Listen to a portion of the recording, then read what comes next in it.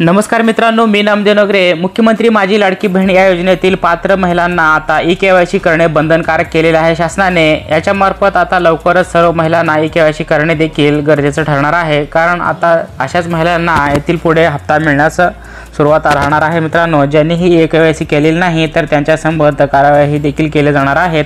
तर याच्या संदर्भात महत्त्वपूर्ण असा जी-आर शासनाने निर्गमित केलेला आहे।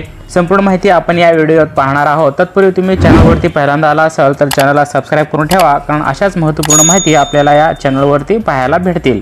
चला तर मित्रांनो, शासनाने कोणता असा जी-आर निर्गमित केलेला आहे आणि या परिपत्रकामध्ये कोणकोणत्या अशा वेगवेगळ्या अटी नियम लागू केलेले आहेत ते आपण सविस्तर पाहूया।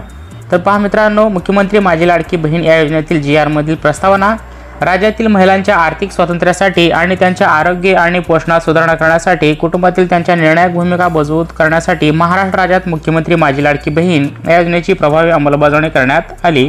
सदर योजनेअंतर्गत पात्र लाभार्थी महिलेला थेट लाभ हे त्यांच्या हस्तांतरणाद्वारे आर्थिक लाभाची रक्कम जमा करण्यात येत आहे। मुख्यमंत्री माझी लाडकी बहीण या योजनेसंदर्भात आधार हे आर्थिक आणि इतर अनुदान लाभ आणि सेवांचे लक्षणीय वितरण अधिनियम 2016च्या कलम 7 मधील तरतुदींच्या अनुषंगाने 1/8/2024 अन्वये शासन अधिसूचना अधिसूचित केली आहे। तर सदर अधिसूचनेनुसार मुख्यमंत्री माझी लाडकी बहीण या योजनेअंतर्गत लाभ घेण्यास पात्र असलेली व्यक्ती आधार क्रमांक बाळगत असल्याचा पुरावा सादर करेल किंवा आधार अधिप्रमाणन करेल असे नमूद केले गेले आहेत। माननीय मंत्रिमंडळाने घेतलेल्या निर्णयानुसार दरवर्षी जून महिन्यात या योजनेतील लाभार्थ्यांचे ई-केवायसी करायचे आहे। महिला व बाल विकास विभागाची सब AUA किंवा सब KUA म्हणून UIDने म्हणजेच आधार कार्डने नियुक्ती केली आहे। त्यामुळे महिला व बाल विकास विभागाकडून सदर योजनेअंतर्गत पात्र लाभार्थी महिलांची पडताळणी आणि प्रमाणीकरण करण्यासाठी ई-केवायसी माध्यमातून आधार ऑथेंटिकेशन करण्यात येत आहे। त्या अनुषंगाने मुख्यमंत्री माझी लाडकी बहीण या योजनेच्या वेब पोर्टलवर ई-केवायसीची सुविधा उपलब्ध करून दिली गेली आहे।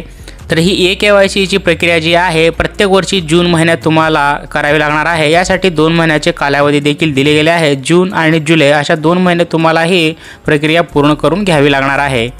वेब पोर्टलवर ई-केवायसीची सुविधा उपलब्ध करून देऊन सदर योजनेअंतर्गत पात्र लाभार्थी महिलांची पडताळणी आणि प्रमाणीकरण करण्यासाठी ई-केवायसी माध्यमातून आधार ऑथेंटिकेशन करण्याची बाब शासनाने येथे मांडली गेली आहे।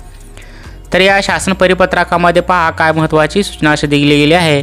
मुख्यमंत्री माझी लाडकी बहीण या योजनेअंतर्गत पात्र लाभार्थी महिलांची पडताळणी आणि प्रमाणीकरण करण्यासाठी ई-केवायसी माध्यमातून आधार ऑथेंटिकेशन करण्यास शासनाने मान्यता दिलेली आहे।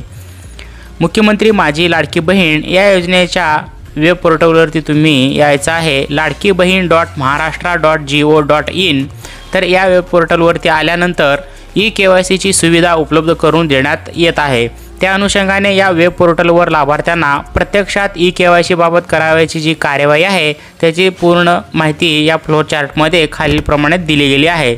त्यानुसार सदर योजनेअंतर्गत पात्र लाभार्थी महिलांच्या पडताळणी आणि प्रमाणीकरण चालू आर्थिक वर्षात या परिपत्रकाच्या दिनांकापासून 2 महिन्यांच्या आत पूर्ण करणे हे बंधनकारक आहे। सदर कालावधी ज्या लाभार्थी आधार ऑथेंटिकेशन केले गेले नाही ते पुढील कार्यवाहीस पात्र राहतील याची देखील सर्व महिलांनी नोंद घ्यावी हे येथे स्पष्ट केलेले आहे।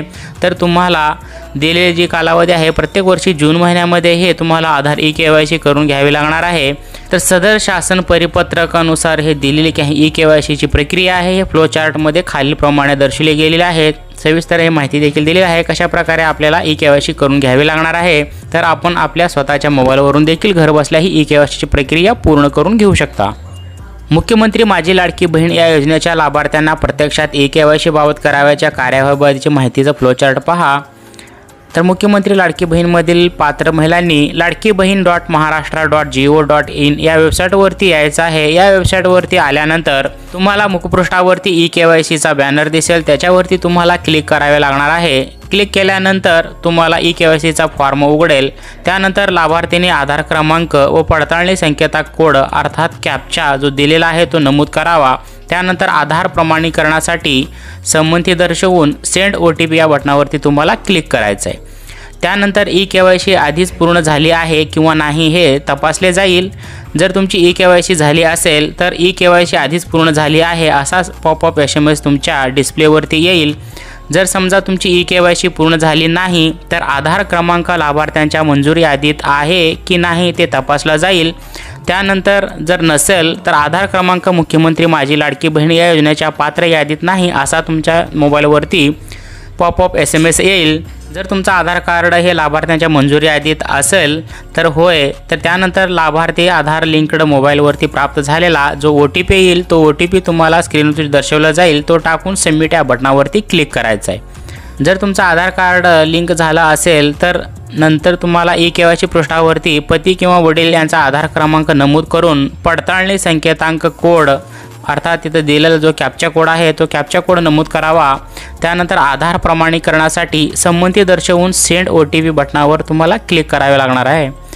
त्यानंतर पती किंवा वडील यांच्या आधार लिंक्ड मोबाईलवरती प्राप्त झालेला OTP येईल, तो आलेला OTP तुम्ही टाकून सबमिट या बटनावरती क्लिक करावे लागणार आहे। त्यानंतर पुढील पहा कोणते ऑप्शन येतील। यानंतर लाभार्थ्याने जात प्रवर्ग पर्याय निवडावा। त्यानंतर खालील बाबी प्रमाणित डिक्लेरेशन कराव्यात। याच्यामध्ये पहा सांगितलेल्या डिक्लेरेशनमध्ये पहिला आहे माझ्या कुटुंबातील सदस्य नियमित कायम कर्मचारी म्हणून सरकारी विभाग किंवा उपक्रम किंवा मंडळ किंवा भारत सरकार किंवा राज्य सरकाराच्या स्थानिक संस्थेमध्ये कार्यरत नाही किंवा सेवानिवृत्तीनंतर निवृत्तीवेतन घेत नाहीत असे तुम्हाला स्पष्ट करायचं आहे। या ठिकाणी घेत नाहीत नाही या शब्दावरती तुम्ही टिकमार्क करायचं आहे। त्यानंतर 2 नंबर आहे माझ्या कुटुंबातील केवळ एक विवाहित आणि एक अविवाहित महिला लाभ घेत आहे।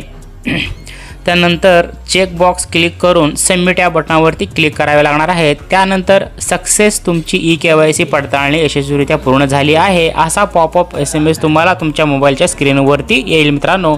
तर अशाप्रमाणे तुमची ई-KYC ची प्रक्रिया हे पूर्ण होणार आहे। तर अशा संदर्भात ई-KYC कशी करायची हे लवकरच याच्या संदर्भात तुम्हाला एक या चॅनलवरती व्हिडिओ देण्यात येईल।